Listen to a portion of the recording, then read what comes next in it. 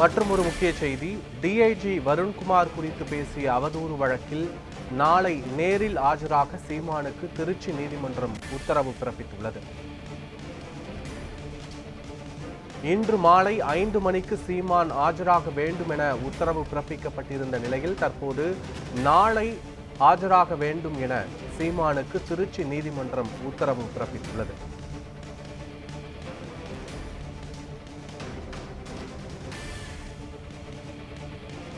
இது தொடர்பான முழுமையான விவரங்களோடு எமது செய்தியாளர் அருண் இணைந்திருக்கிறார்.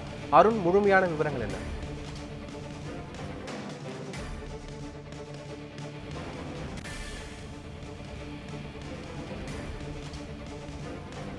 நிச்சயமாக பத்மநாபன், அதாவது திருச்சியினுடைய எஸ்பியாக இருந்து தற்போது டிஐஜியாக பதவி பெற்று திருச்சியினுடைய டிஐஜியாக இருக்கக்கூடிய வருண்குமார் அவரை பற்றி தொடர்ந்து அவதூறு செய்திகளை சமூக வலைதளங்களை தொடர்ந்து பரப்பிட்டு இருந்தாங்க. அதாவது சீமானுடைய ஆதரவாளர்களும் சீமானுடைய சகாக்களும் என்றுதான் அவர் தொடர்ந்து வலியுறுத்திட்டு இருந்தாங்க. அது மட்டும் இல்லாமல் அவரை மட்டும் இல்லாமல் அவருடைய குடும்பத்தாரையும் அவருடைய மனைவியும் தற்போது டிஐஜியாக இருக்காங்க.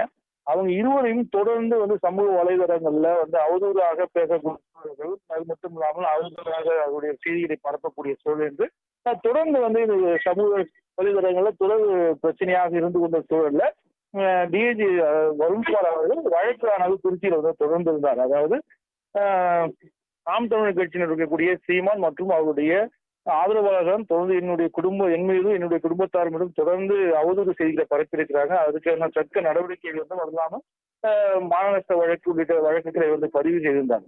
இதன் அடிப்படையில் பார்க்கும்போது கடந்த அதாவது இன்றோடு சேர்த்து 4 முறை அந்த வழக்கானது நீதிமன்றம் JM4 வந்தது. ஆனால் இதுவரை இந்த சீமானுடைய வழக்கறிஞர் மட்டுமே ஆஜராகி வருகிறார். டிஐஜி வருண்குமார் அவர்கள் 4 முறையும் நேரில் ஆஜராகி அவருடைய தரப்பு விளக்கத்தை கொடுத்திருந்தார்.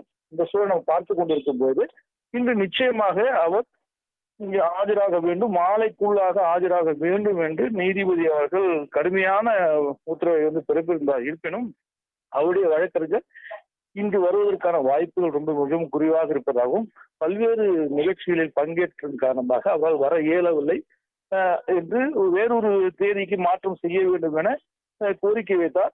ஆனால் நீதிபதி கடுமையான விமர்சனத்திற்கு உள்ளாக்கப்பட்டு அதன் பிறகு நிச்சயமாக நாளை கண்டிப்பாக நேரில் சீமான் ஆஜராக வேண்டும் என்ற ஒரு கடுமையான ஒரு உத்தரவை பிறப்பித்திருக்கிறார். முழுமையான விவரங்களுக்கு நன்றி அருண்குமார்.